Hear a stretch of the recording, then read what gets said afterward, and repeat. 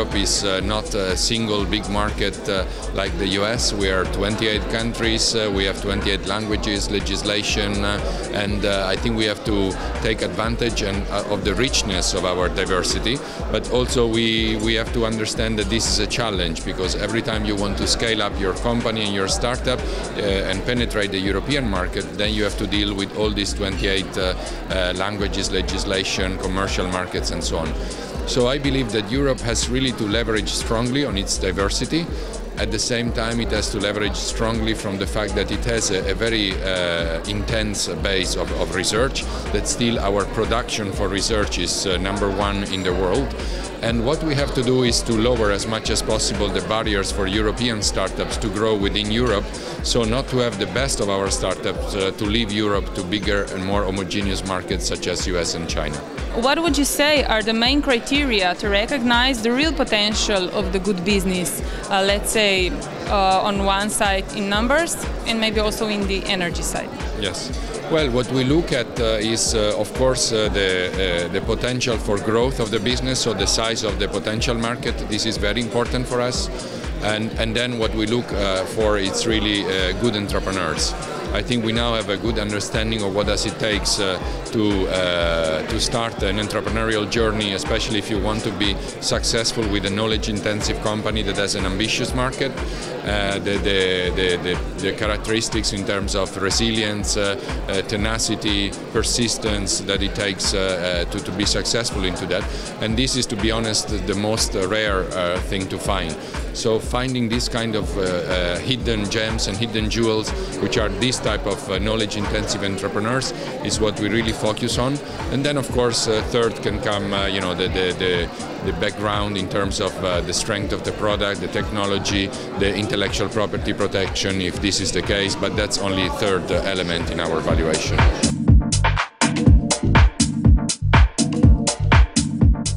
We don't have a strong culture of entrepreneurship, therefore our dynamics for new companies and new jobs are not as strong as they should be. I think it's quite clear now that those that create new jobs are the new companies, and out of these new companies, those that are the knowledge-intensive new companies are the ones that really create the majority of job, and especially of high-quality job. So focusing on having a dynamic that in every country, in every region, is able to generate every year 2, 3, 4, 5, 10 new knowledge-intensive companies and knowledge-intensive entrepreneurs is what we need to do in Europe.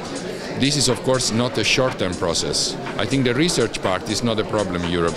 The part that is really a problem, it's about education on entrepreneurship and really fostering more and more this culture of entrepreneurship among young people, and really explain to them that this is not just a second option with respect to work maybe in a big government, in a big company or in a big institution, but it's really their chance to build something unique, something big, and something that will really make a difference in the society we live in. As the first man of Meta Group, what is the total size of your fund and maybe the average amount you intend to one good business idea? And the second question would be, what are the fields or sectors you are interested the most for investing? Well, in terms of Meta, we have a number of funds under management. The total size we have now under management is around 130 million euro, but this is in a different number of early stage funds which are now present in different countries in Europe, including Slovenia, where we have a fund of around 10 million euro of size.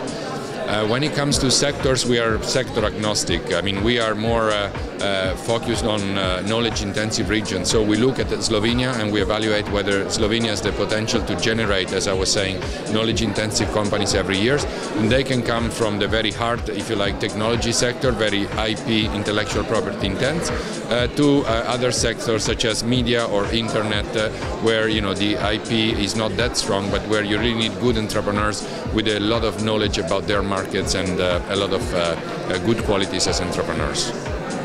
So if I can mention, in Slovenia we are investing in medical technologies. There are some very good hard technologies, but we are also investing in the media sector, in televisions, in internet companies that are about fashion and design. So there is a whole a lot of companies we can invest in.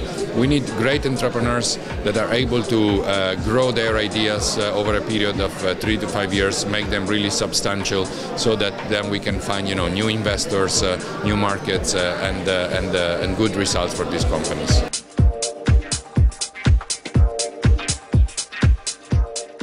The slogan of my company is knowledge to market. I think what we want to do is really make this process of bringing good knowledge and good entrepreneurs to the market as efficiently and as effectively as possible. And my vision is knowledge-intensive companies in knowledge-intensive region. If a region wants to be a wealthy region, if you want to have a good lifestyle, a good quality of life, you need to have knowledge-intensive companies, you have to have knowledge-intensive entrepreneurs, and you have to celebrate those entrepreneurs when they are successful and reward them.